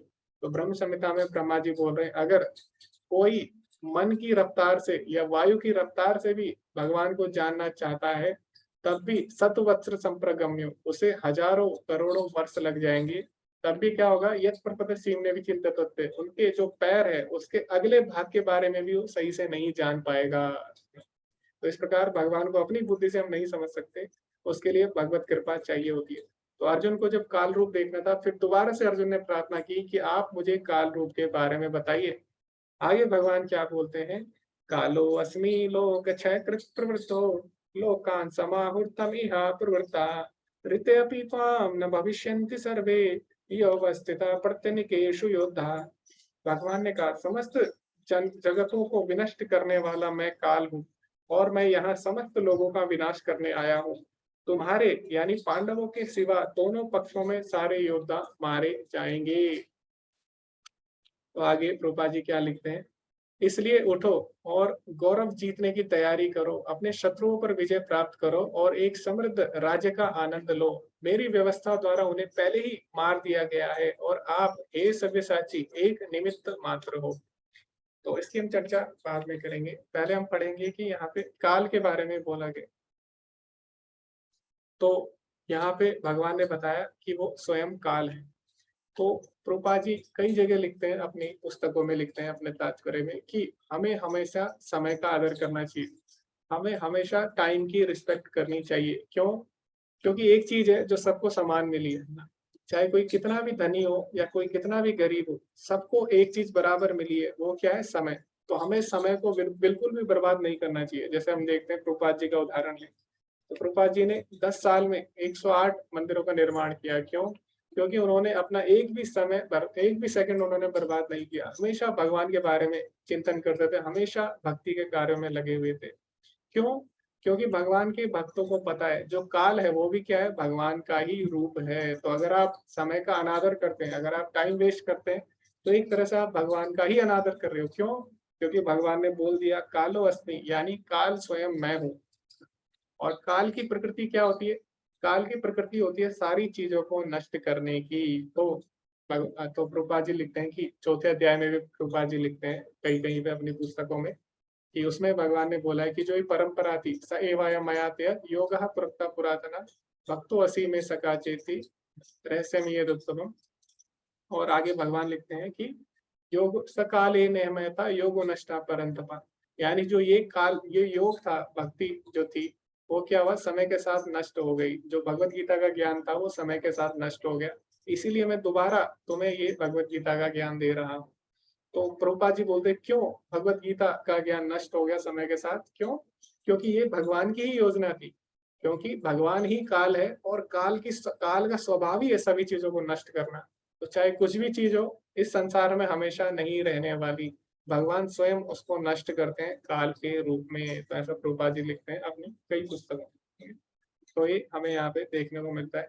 दूसरा प्रभुपाद जी यहाँ पे लिखते हैं 32वें श्लोक में, अर्जुन लड़ने के पक्ष में ना था, वह युद्ध न करना श्रेयस्कर समझता था, क्योंकि तब किसी प्रकार की निराशा न होती। किंतु भगवान का उत्तर है कि यदि वह नहीं लड़ता तो भी सारे लोग मारे जाएंगे। तो ऐसा नहीं है कि अर्जुन मारेगा तभी लोग मरेंगे, अर्जुन मना कर रहा है युद्ध करने से तो युद्ध नहीं होगा, ऐसा नहीं है। भगवान पहले ही उनको मार चुके हैं, यानी समय पहले ही निर्धारित कर चुका है कि इनको मरना है। तो जो योद्धा थे उनको मरना ही था किसी ना किसी तरह, ठीक है। ऐसा नहीं है कि अर्जुन मारेगा तब वो मरेंगे, हो सकता है वो आपस में लड़के मर जाए, या हो सकता है किसी और चीज से मर जाए, है ना। आदि दैविक, आदि भौतिक और आध्यात्मिक कोई भी ताप हर समय किसी न किसी जीव को कष्ट पहुंचाते। तो जरूरी नहीं है अर्जुन ही उन्हें मारेगा तभी वो मरेंगे, भगवान काल रूप में स्वयं उनको पहले ही मार चुके हैं। तो भगवान स्वयं बोल रहे हैं कि अर्जुन तुम केवल एक निमित्त मात्र हो, निमित्त मात्र भव सव्यसाची। तो आगे प्रभुपाद जी लिखते हैं, परमेश्वर का यह रूप सर्वभक्षी दानव है और यहाँ कृष्ण स्वयं को सर्वभक्षी काल के रूप में प्रस्तुत करते हैं। कुछ पांडवों को छोड़कर सभी को उसमें खा जाएंगे। और यही अभी हमने चर्चा की। तो अभी हमें क्या करना है, अभी हमें एक ग्रुप डिस्कशन करना है और इसमें ज्यादा नहीं है चर्चा करने के लिए। बस आपको क्या बताना है, आपको रीजन देना है, छोटा सा कारण देना है कि क्यों भगवान ने अर्जुन को निमित्त मात्र बनाया, क्यों भगवान ने स्वयं सबका नाश नहीं कर दिया। भगवान बोलते भी है कि काल रूप में मैं इन्हें पहले ही मार चुका हूँ, है ना। तो फिर क्यों भगवान अर्जुन को बोल रहे हैं युद्ध करने के लिए, तो अर्जुन को भगवान ने निमित्त क्यों बनाया, इस पर हम चर्चा करेंगे। तो मुझे लगता है इसमें ज्यादा तो चर्चा करने के लिए है नहीं, तो या तो हम 1 by 1 भी कर सकते हैं, लेकिन उसमें ज्यादा समय हो जाएगा। तो हम ग्रुप बना सकते हैं,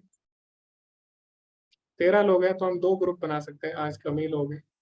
तो 5 मिनट में मुझे लगता है हम इसको कर देंगे।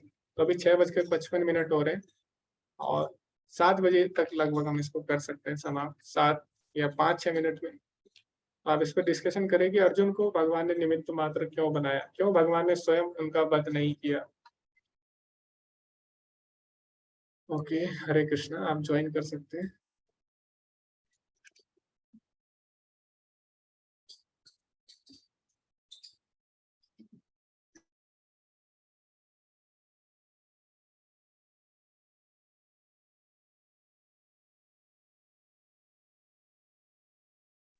जी दिगंबर प्रभु जी, नीलम माता जी, आप भी ज्वाइन करिए। हरे कृष्णा, नीलम माता जी। जी प्रभु जी, मैंने किया था प्रभु जी, हुआ नहीं, हो गया क्या? कौन सा ग्रुप है? ओके, मैं आपको दोबारा से दूसरे ग्रुप में डाल देता हूँ। हरे कृष्ण।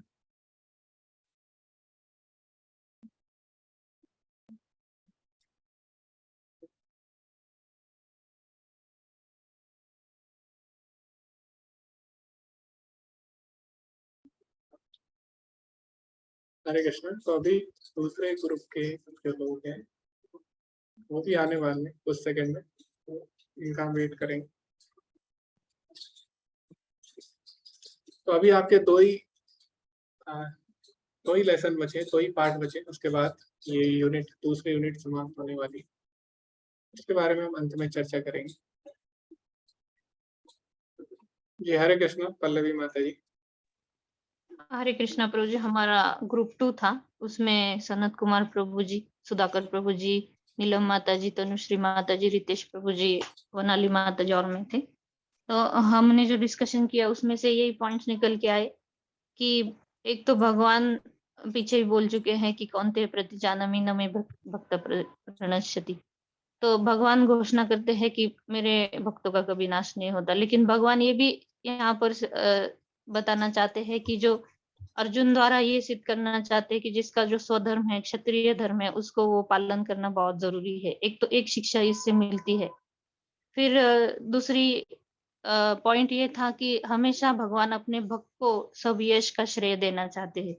भगवान तो सब कुछ कर सकते हैं, भगवान पहले ही बोल चुके हैं कि काल में हो, इनका समय निर्धारित हो चुका है, इनकी मृत्यु निश्चित है, फिर भी अर्जुन को ये भगवान यश का श्रेय देना चाहते हैं। फिर तीसरा ये पॉइंट निकल के आ रहा है कि अर्जुन ने जैसे समर्पण किया था कि जो भगवान ने बोला वो मुझे करना ही है, कि सामने अगर मेरे सगे संबंधी भी हो तो धर्म की स्थापना करने के लिए मुझे ये करना ही है।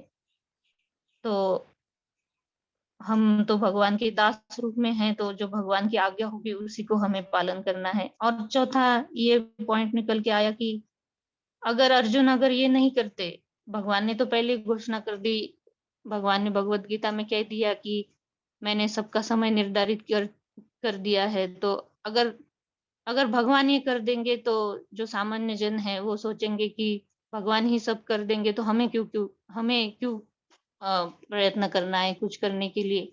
तो ये भी भगवान इसमें ये रखना चाहते थे कि जो है मनुष्यों के लिए अपना कर्म करना बहुत जरूरी है। अगर धर्म की स्थापना करनी है तो ये सब युद्ध करना और ये जो सगे संबंधी है उनके बारे में भी विचार करना ये बहुत जरूरी है। तो ये प्रभु जी 4-5 पॉइंट इसमें से निकल गया। जी माता जी धन्यवाद, बहुत ही सुंदर सुंदर पॉइंट आपने रखे। तो जो मुख्य मुख्य बिंदु थे वो क्या है, पहले धर्म की स्थापना करने के लिए तो भगवान अर्जुन के माध्यम से धर्म की स्थापना करवाना चाहते थे। और क्यों ऐसा कर रहे थे, तो पहले इसलिए कर रहे थे, इसलिए धर्म का पालन अर्जुन से करवाना चाह रहे थे, हमें बताने के लिए कि हमें धर्म का पालन करना चाहिए। दूसरा, भगवान बताना चाह रहे थे कि वो अपने भक्तों को हमेशा यश देते हैं। जैसे भगवान के भक्त भगवान का यश चारों तरफ फैलाते हैं, सततम कीर्तयन्तो माम यतन्तश्च दृढ़व्रता। उसी प्रकार भगवान भी क्या करते हैं, भगवान भी चाहते हैं कि मेरे भक्तों का भी यश चारों तरफ फैले। भगवान बोलते भी है, ये यथा माम प्रपद्यन्ते तां तथैव भजाम्यहम्। जो मेरे साथ जैसा भाव रखता है मैं भी उसी के साथ वैसा भाव रखता हूँ। भगवान के भक्त भगवान का यश फैलाते हैं, इसलिए भगवान भी क्या कर रहे हैं, भगवान भी अपने भक्तों का यश फैलाने के लिए उनको सेवा देते हैं। ऐसा नहीं है कि भगवान कुछ नहीं कर सकते, भगवान सब कुछ कर सकते हैं, लेकिन अपने भक्तों का यश हो, उनका भी नाम हो, इसीलिए भगवान उनको ये अवसर देते हैं। और तीसरा जो मुख्य बिंदु था आपने बताया सामान्य जन, तो भगवान बोलते भी है, यद्यद् आचरति श्रेष्ठ तत्तदेव वित्रो जना। श्रेष्ठ पुरुष जैसा आचरण करेंगे सामान्य जनता वैसे ही अनुसरण करेगी।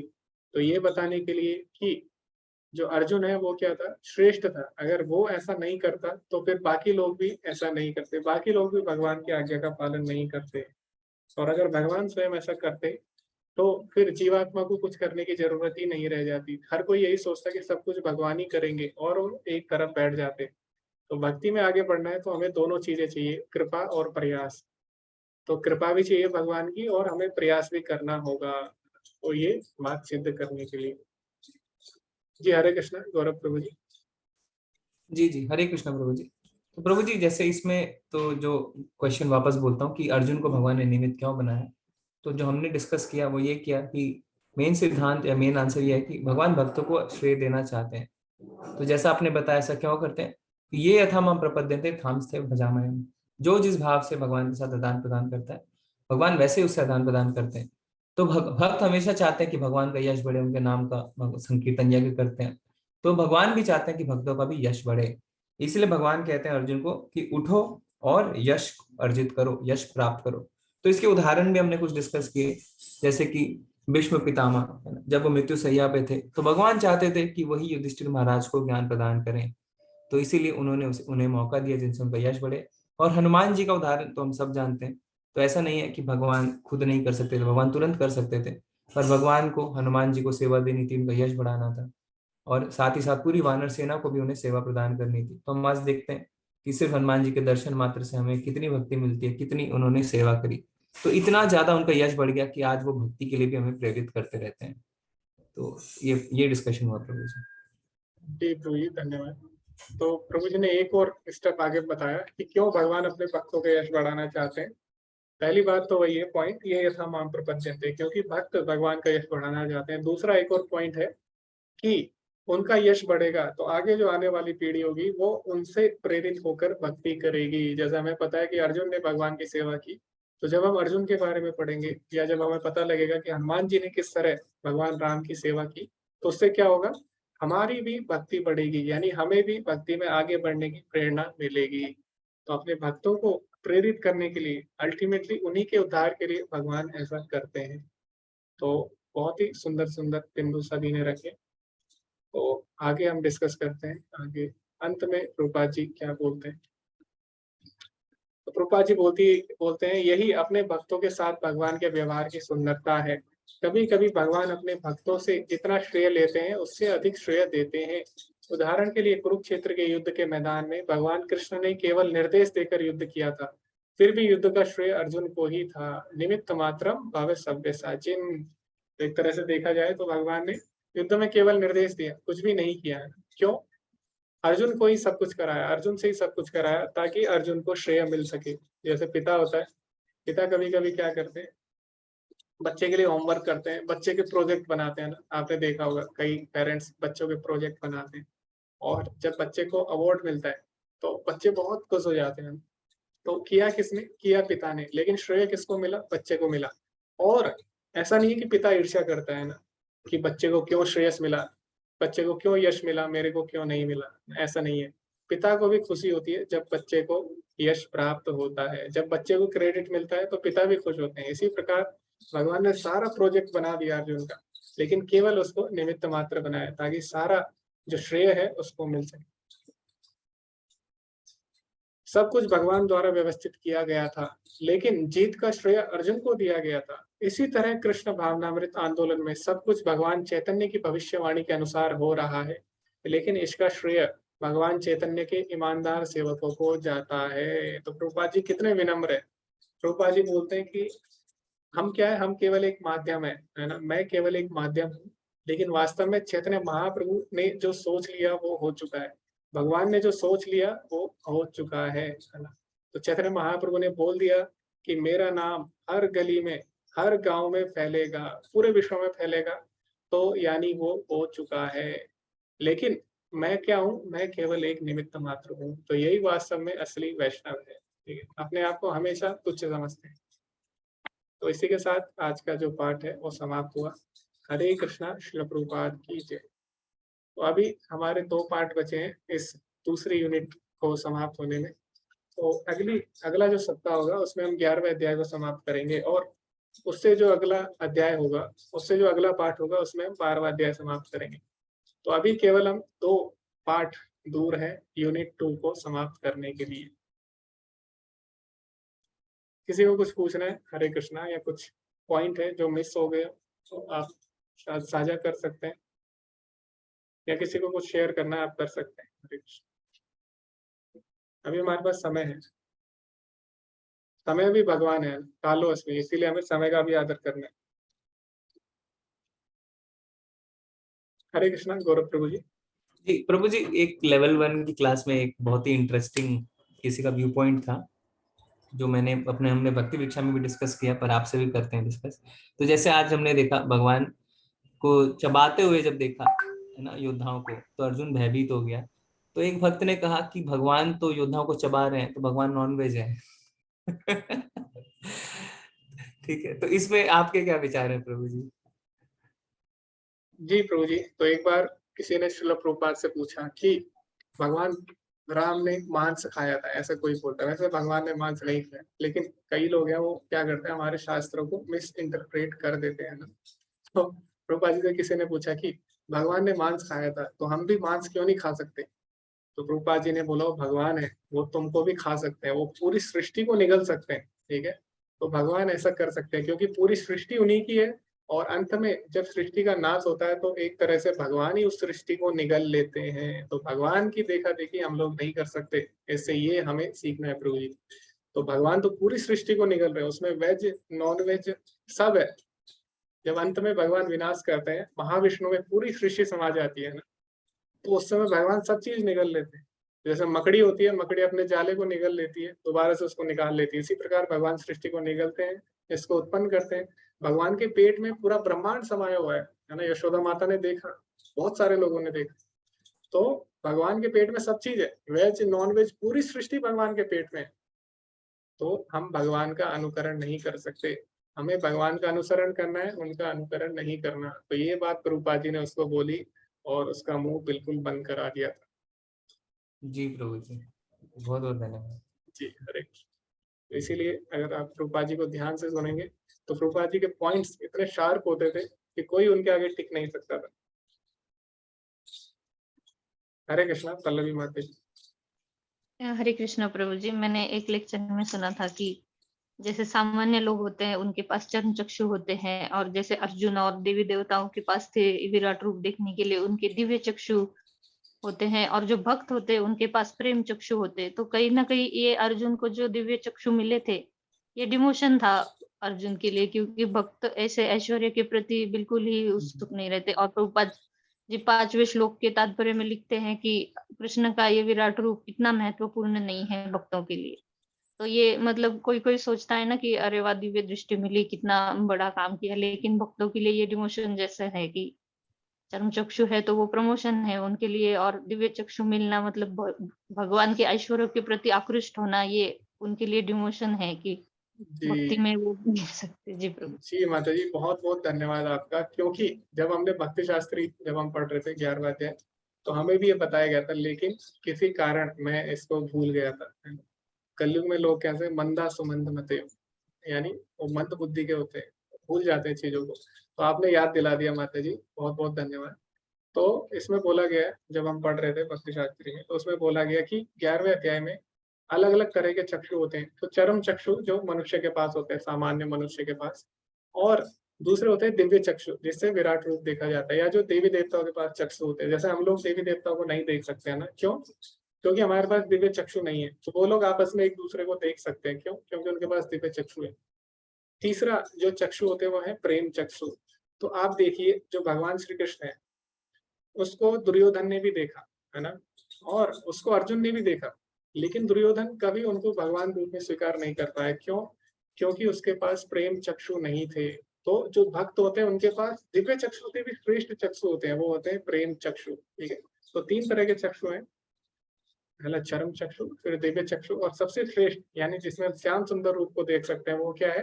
प्रेमांजन चुरित भक्ति विलोचन, यानी प्रेम चक्षु। तो एक तरह से अर्जुन के पास प्रेम चक्षु थे पहले से ही, तो भगवान के श्रेष्ठ रूप यानी श्याम सुंदर रूप को देख पा रहा था, जो कि सबसे श्रेष्ठ स्थिति है। लेकिन उसको दिव्य चक्षु मिलना ये नहीं है कि उसका प्रमोशन हो गया, उसका डिमोशन हुआ एक तरह से। क्यों हुआ? क्योंकि भगवान उसके माध्यम से हमें शिक्षा देना चाह रहे थे। ठीक है, तो हमारे लिए अर्जुन ने क्या किया? अपना डिमोशन भी स्वीकार कर लिया। जी हरे कृष्णा। रितेश प्रभु जी। हरे कृष्णा प्रभु जी, दंडवत प्रणाम प्रभु जी। जी दंडवत प्रणाम।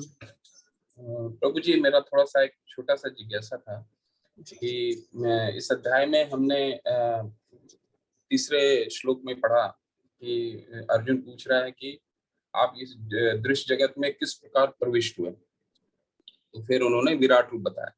तो यहाँ पे फिर विराट रूप बताने के बाद काल रूप का वर्णन भगवान ने, आप जैसे आपने बताया कि विराट रूप अलग है और एक काल रूप अलग है, तो विराट रूप बताने के बाद काल रूप बताने के पीछे क्या उद्देश्य रहा है भगवान का? और जबकि वो शरीर और आत्मा के स्तर पे वो दूसरे अध्याय में समझा चुके हैं कि शरीर नश्वर है, तो वो ऐसे ही नाश होने वाला, तो काल रूप दिखा करके वो क्या बताने की कोशिश कर रहे हैं?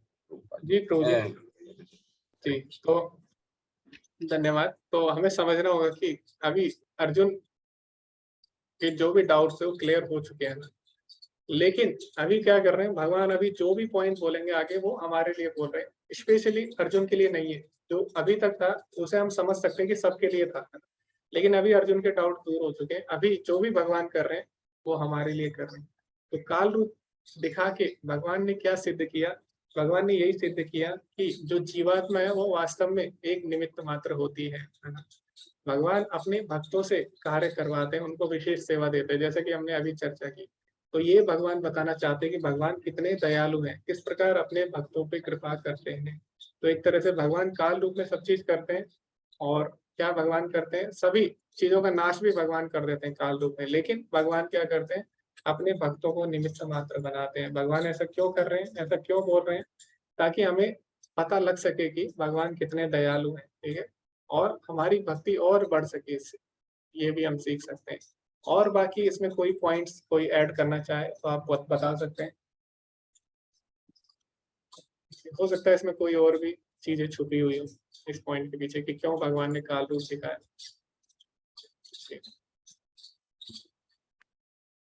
ओके, तो किसी को कोई पॉइंट नहीं, सभी एग्री करते हैं इसी बात से। ओके, किसी को कोई और बात शेयर करनी है या डिस्कशन करना है, आप एड्रेस कर सकते हैं। हरे कृष्णा। किसी को कोई डाउट नहीं है? ओके जी, हरे कृष्णा। अलका माता जी। हरे कृष्णा प्रभु जी, मुझे एक छोटी सी बात शेयर करनी थी कि विश्व रूप क्यों दिखाया भगवान ने। तो एक मैंने लेक्चर में सुना था, एक माता जी पूछती हैं कि दुर्गा माता के तो 8 रूप हैं, और मतलब भगवान कृष्ण के तो 2 ही हाथ हैं, आप कह रहे हो कि सर्वश्रेष्ठ वो हैं। तो फिर वो तब वो वहां पे बताते हैं कि आपने विश्व रूप देखा है, उनके तो हजारों हजारों हाथ है। तो इसलिए भी विश्व रूप भगवान ने हम लोगों के लिए दिखाया कि कुछ लोग इस तरीके से करते हैं, तो ये दिखाने के लिए कि वो तो सबसे बड़े हैं। मुझे लगता है माता जी, हाँ, ये जो आपने बोला ये एक्चुअली आपने लेक्चर में नहीं सुना है। ये हम जब क्लास में थे प्रेरणा माता जी की, तब हम लोग एक डिस्कशन किया था हम लोगों ने, और उस समय मैंने ये पॉइंट बोला था। जी माता जी। प्रभु जी, ओके। तो मैंने मुझे ही अभी माता जी याद का, आया। हाँ, तो माता जी को किसी ने पूछा था जब हम लेवल 1 पढ़ रहे थे, लेवल 2 जब हम कर रहे थे, तो प्रेरणा माता जी हमें पढ़ा रही थी, तो उनको किसी ने बोला कि दुर्गा माता ज्यादा श्रेष्ठ है, क्यों? क्योंकि उनके 8 हाथ है।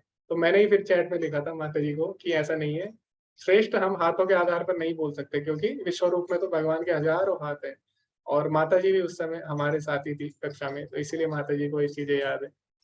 तो मैंने ये पॉइंट बोला था माता जी को, और वहीं पे हमने सुना था इस।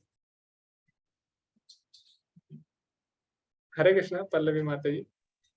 हरे कृष्णा प्रभु जी, जैसे आपने बताया ना कि भगवान जैसे सूर्य और चंद्र भगवान की आंखें हैं, तो मायावादियों के लिए ये प्रकाश की ओर बहुत ये आकर्षित होते हैं, तो इसीलिए भगवान के रूप को वो, विराट रूप को वो स्वीकार करते। लेकिन प्रभु जी ऐसे ही 18 डेज हमने जब नए नए शुरू की थी, लेवल 1 ज्वाइन किया था, तो हमें ये चैप्टर, मतलब मुझे ये चैप्टर बहुत अच्छा लगता था कि भगवान का विश्व रूप इतना बड़ा है, इतने हाथ है, इतने आकाश में इतना व्याप्त है। तो जब ये आगे आगे बढ़ते हैं तो ये जान पाते हैं कि विश्व रूप का महत्व क्या है और भगवान के श्याम सुंदर रूप का क्या महत्व है। प्रभु हरे कृष्ण। जी हरे कृष्णा माता जी। तो माता जी ने अपना एक्सपीरियंस बताया कि शुरू शुरू में प्रभुपाद जी लिखते भी हैं, जो न्योफाइट्स यानी जो नव भक्त होते हैं, वो क्या करते हैं, विराट रूप इनसे बहुत ज्यादा आकर्षित होते हैं, भगवान के प्रकाश से, भगवान के ऐश्वर्य से। लेकिन बाद में पता लगता है कि वास्तविक रूप क्या है, श्याम सुंदर रूप है। तो ऐसा होता है, और मैंने कहानी भी बताई थी आप, प्रकाशानंद सरस्वती की। ओके, तो किसी को कुछ पूछना है, किसी को कुछ शेयर करना है, आप भी कर सकते हैं। जी हरे कृष्णा गौरव प्रभु जी। जी, प्रभु जी एक डाउट है, जैसे यहाँ पे हम देख रहे हैं कि भगवान ने अपना विराट रूप दिखाया और वो वास्तविक है ना, देख रहे हैं। पर हम जहाँ साथ में ये भी देखते हैं, प्रभुपाद भागवतम में भी आता है, प्रभुपाद जी अपने तात्पर्य में आगे भी लिखते हैं कि ये काल्पनिक है। तो इन दोनों को हम एक साथ कैसे रिकंसाइल करें कि वास्तविक भी है और काल्पनिक भी है? जी तो जी काल्पनिक मतलब प्रभुपाद जी का तात्पर्य है कि ये जो रूप है ये शाश्वत नहीं है, ये हमेशा नहीं रहता स्थिर। ये जो विश्व रूप है ये पूरी ब्रह्मांड से बना है ना, ब्रह्मांड से मिलके, जिसमें सूर्य चंद्र भगवान के चक्षु है। जी तो सूर्य चंद्र हमेशा नहीं रहते ना, ये सृष्टि के साथ विनष्ट हो जाते हैं। जब सृष्टि का विनाश होता है तो सूर्य चंद्र सभी चीजें विनाश हो जाती है। तो विराट रूप कैसे बना है, तो अगर आप श्रीमद् भागवतम पढ़ेंगे उसमें और डिटेल में दिया है। उसमें बताया कि भगवान के जो हड्डियां हैं वो क्या है, विराट पुरुष के नहीं, जो प्रकृति में जो पहाड़ है, जो नदियां हैं वो भगवान की धमनियां हैं, और जो पहाड़ है वो भगवान के वक्ष स्थल है। इस तरह मतलब पूरे विराट रूप का डिस्क्रिप्शन है। तो विराट रूप भौतिक चीजों से बना है, और भौतिक प्रकृति जो है उसका नाश हो जाता है और सृजन होता रहता है बार बार। तो इसीलिए जो विराट रूप है शाश्वत नहीं। तो काल्पनिक बोलने का मतलब है प्रभुपाद जी का कि वो शाश्वत नहीं रहता, यानी वो हमेशा नहीं रहता। एक समय रहेगा, जिस समय नहीं होगा उस समय फिर आपको कल्पना करनी पड़ेगी ना उसकी, हमेशा नहीं रहेगा। इसमें जैसे श्रीमद् भागवतम में पहले स्कंद के 3रे अध्याय के 30वें श्लोक में मैं पढ़ता हूँ, उसमें कह रहे हैं कि श्री भगवान के विराट रूप की धारणा जिसमें वे इस भौतिक जगत में प्रकट होते हैं काल्पनिक है। यह तो अल्पज्ञों तथा नव जिज्ञासुओं को यह समझाने हेतु है कि श्री भगवान साकार हैं, लेकिन वस्तुतः श्री भगवान का कोई भौतिक रूप नहीं होता। जी जी जी। तो इसमें प्रभुपाद जी यही बताना चाहते हैं कि भगवान का रूप भौतिक नहीं होता, लेकिन भौतिक रूप में भगवान प्रकट होते हैं। क्यों? ताकि जो लोग निराकारवादी है वो इससे आकर्षित हो सके, उनको आकर्षित करने के लिए भगवान ये रूप लेते हैं, विराट रूप। वास्तव में भगवान का रूप भौतिक तत्वों से नहीं बनता, लेकिन विराट रूप किससे बना है, भौतिक प्रकृति से बना है। लेकिन जो भगवान का दिव्य रूप है, श्याम सुंदर रूप है, वो कैसा है, सच्चिदानंद है। वो बिल्कुल भी भौतिक पदार्थ से नहीं बना हुआ है। तो ये यहाँ पे प्रभुपाद जी बताना चाह रहे हैं। लेकिन विराट रूप भौतिक प्रकृति से बना है। वो क्यों बना है, क्योंकि ताकि जो निराकारवादी है उससे आकर्षित हो सके विराट रूप से। जी प्रभु जी, ओके प्रभु जी, हरे कृष्ण। तो निराकारवादी बोलते हैं भगवान का रूप भौतिक है, माया है। तो भगवान उनकी बात भी रख लेते हैं, ठीक है तुम बोल रहे हो मेरा रूप भौतिक है तो मैं भौतिक रूप ले लेता हूँ। तो भगवान उनकी भी बात सच कर देते हैं। जैसे भगवान ये यथा माम प्रपद्यन्ते, जो जिस भाव से भगवान की शरण में जाना चाहता है भगवान उसी भाव से आदान प्रदान करते हैं। नास्तिक लोग जो भगवान को नहीं मानते, तो उनके लिए भगवान क्या करते हैं, उनके लिए भगवान असुर विमोहन लीला भी करते हैं, अपना शरीर भी त्यागते हैं और ऐसा दिखाते हैं कि उन्होंने शरीर त्याग दिया एक आम आदमी की तरह।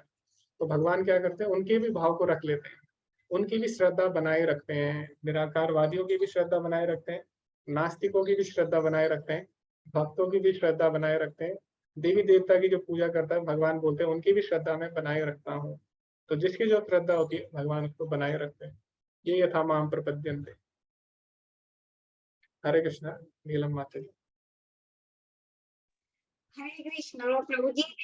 प्रभु जी एक पॉइंट यहाँ ये भी तो हो सकता है, क्योंकि भौतिक संसार का भी तो अस्तित्व नहीं है, वो भी तो उल्टा वृक्ष है, उसका तो पूरे का ही अस्तित्व नहीं है, तो फिर विराट पुरुष का भी कहाँ, फिर उनका वो जो दिखाते हैं वो भी भौतिक संसार से संबंधित है। तो दूसरा मेरा ये था कि ये जो इनका दो भुजाधारी रूप है वो ज्यादा खतरनाक है भगवान जी का। वो क्योंकि जब भगवान विराट रूप और चतुर्भुज रूप में आते हैं तो कम से कम पहचान तो पाते हैं कि ये भगवान है, भाई ऐसा कोई नहीं है, ये भगवान है। किंतु जब दो भुजा रूप में, जो साधारण रूप में आते हैं, तो कोई पहचान भी नहीं पाता। कोई अच्छे महात्मा ब्रह्म ऋषि और हम जिनकी तो खैर क्या मिसाल है कि वो जब बड़े बड़े महर्षि नहीं पहचान पाते, तो ये ज्यादा रूप है इनका, दो भुजाधारी जी माता जी। रूप जी जी जी इसे माता जी। पहचान नहीं पाते जी। हरे कृष्णा। तो ये एक्चुअली जो विराट रूप है या जो भगवान के ऐश्वर्य रूप है इसीलिए होते हैं ताकि जो लोग नास्तिक हैं या जो लोग निराकारवादी है वो लोग आकर्षित हो सके। तो वरना श्याम सुंदर रूप ही श्रेष्ठ है, और श्याम सुंदर रूप में अगर भगवान किसी के सामने आएंगे वो पहचान ही नहीं पाएगा, वो भगवान को साधारण मनुष्य मान लेगा ना। तो यही माता जी ने बोला। तो ऐश्वर्य रूप इसीलिए दिखाते हैं ताकि जो नव भक्त हैं या जो निराकारवादी हैं या जो नास्तिक है वो अट्रैक्ट हो सके उससे। दूसरा ऐसा नहीं है जो प्रकृति है ये सब माया है, ऐसा नहीं है। जैसा मायावादी बोलते हैं ब्रह्म सत्य जगत मिथ्या, तो जगत मिथ्या नहीं है, जगत भी शाश्वत है। और भगवान बोलते भी है भगवत गीता में, प्रकृतिम पुरुषम चैवा विधि अनादि उभावपि। उभावपि यानी दोनों को, प्रकृति और पुरुष दोनों क्या है, शाश्वत है। विधि अनादि, अनादि है दोनों, ठीक है। तो हमने पढ़ा भगवत गीता के 5 सब्जेक्ट कौन से हैं, प्रकृति है ना, जीवात्मा और भगवान ईश्वर और काल और कर्म, 5 भगवत गीता के सब्जेक्ट हैं। और उसमें से प्रभुपाद जी बोलते हैं कि 4 जो सब्जेक्ट है वो शाश्वत है, प्रकृति भी शाश्वत है, भगवान भी शाश्वत है, जीवात्मा भी शाश्वत है और समय भी शाश्वत है। कर्म शाश्वत है या नहीं, कर्म शाश्वत नहीं भी है। क्यों? क्योंकि पाप पुण्य समाप्त हो जाते हैं, लेकिन अगर भक्ति में कर्म करते हैं तो शाश्वत हो जाते हैं। तो भगवत गीता के जो विषय हैं वो सारे शाश्वत है। तो प्रकृति भी शाश्वत है और भगवान का जो विराट रूप है वो प्रकृति से बना है। लेकिन प्रकृति शाश्वत है इसका मतलब ये नहीं है कि प्रकृति हमेशा इसी रूप में रहेगी। शाश्वत है मतलब प्रकृति रहती है, लेकिन प्रकृति कभी विनाश हो जाती है, कभी बनती है, यानी कभी बिगड़े रूप में रहेगी, कभी बने हुए रूप में रहेगी। जैसे बगीचा होता है, बगीचे में कभी घास रहती है, लेकिन कभी कभी घास उसमें सूख जाती है, लेकिन बगीचा हमेशा रहता है ना। तो इसी प्रकार प्रकृति शाश्वत है, लेकिन प्रकृति का जो स्वरूप है वो बदलता रहता है। तो बदलता रहता है, बिगड़ता रहता है, बनता रहता है, बिगड़ता रहता है, बनता रहता है, लेकिन हमेशा रहता है, ठीक है। तो प्रकृति शाश्वत है और भगवान बोलते हैं भगवद गीता में, लेकिन भगवान का जो विराट रूप है वो बनता बिगड़ता रहता है, ठीक है। वो भी रहता है लेकिन वो बनता बिगड़ता रहता है। तो प्रकृति शाश्वत है लेकिन विराट रूप शाश्वत नहीं है, क्योंकि विराट रूप एक व्यवस्थित रूप से बनता है। जैसे चंद्र ग्रहण जब होता है, सूर्य ग्रहण या चंद्र ग्रहण होता है, तो एक पर्टिकुलर पोजीशन पे होता है। तो प्लैनेट्स होते हैं उनकी पर्टिकुलर पोजीशन होनी चाहिए, तभी सूर्य और चंद्र ग्रहण होगा। तो सूर्य और चंद्र तो हमेशा से है, लेकिन चंद्र ग्रहण और सूर्य ग्रहण एक पर्टिकुलर पोजीशन पे होता है। इसी प्रकार प्रकृति हमेशा रहती है, लेकिन विराट रूप तब बनता है जब प्रकृति बनती है। जब बिगड़ती है प्रकृति तो विराट रूप भी समाप्त हो जाता है उस समय, लेकिन प्रकृति हमेशा रहती है। ये हरे कृष्णा। पल्लवी माता जी। हरे कृष्णा प्रभु जी। जो सेकंड कैंटो में है प्रभु जी, उसमें पढ़ा है कि जैसे 23 एलिमेंट्स बन जाते हैं, लेकिन फिर भी वो सक्रिय नहीं हो पाते, मतलब वो शरीर नहीं बना सकते। जैसे ब्रह्मांड भी बन जाता है तो 1000 साल तक वैसे ही पड़ा रहता है जब तक भगवान उसमें अपना आवेश नहीं कर लेते। तो प्रभु जी ये विराट रूप जो है ये ऐसे ही है कि ब्रह्मा जी को जो शरीर बनाने थे तो उनके लिए तो रोल मॉडल तो कोई चाहिए ना, तो विराट पुरुष के जैसे अंग बने हैं। सेकंड कैंटो में है ये है कि जो सेंसेस के जो डेमिगॉड्स है वो भी कैसे आए भगवान से विराट रूप से। तो जी, ये मतलब विराट रूप ये है भी और एक तरह से नहीं भी है, क्योंकि 23 एलिमेंट्स जब बन जाते हैं, भगवान का आवेश होता है, तभी ये विराट रूप धारण करते हैं। मतलब ये है भी और नहीं भी। जब तक ये प्रकृति आगे जी, सक्रिय नहीं होती तब तक विराट रूप नहीं बन सकता, और बना जी, भी जी, है तो ये सब भौतिक घटकों से ही बना है जी माता ये। जी। तो उसको हम महत्व तत्व बोलते हैं। तो महत्व तत्व में जब तक भगवान काल रूप में प्रवेश नहीं करते, तब तक महत्व तत्व एक्टिवेट नहीं होता, सक्रिय नहीं होता, और तब तक सृष्टि आरंभ नहीं होती। तो सृष्टि में जितने भी तत्व हैं वो अपनी अक्रिय अवस्था में यानी इनएक्टिव रूप से महत्व तत्व में होते हैं। तो जब भगवान उसमें काल रूप में प्रवेश करते हैं तब वो सक्रिय होते हैं। जी माता जी, तो आपने बिल्कुल सही बोला। तो प्रकृति हमेशा रहती है, लेकिन सक्रिय कब होती है? जब भगवान काल रूप में उसमें प्रवेश करते हैं। ओके, तो किसी को कुछ और साझा करना है, आप कर सकते हैं। हरे कृष्णा। ओके, तो बहुत ही अच्छा लगा, सभी ने काफी अच्छे अच्छे पॉइंट्स रखे और बहुत कुछ सीखने को मिला। धन्यवाद सभी का। वांछा कल्पतरुभ्यश्च कृपा सिन्धुभ्येव च पतितनां पावनेभ्यो वैष्णवेभ्यो नमो नमः। अनंत कोटि वैष्णव वृंद की जय। श्रील प्रभुपाद की जय। हरे कृष्णा। धन्यवाद सभी लोग।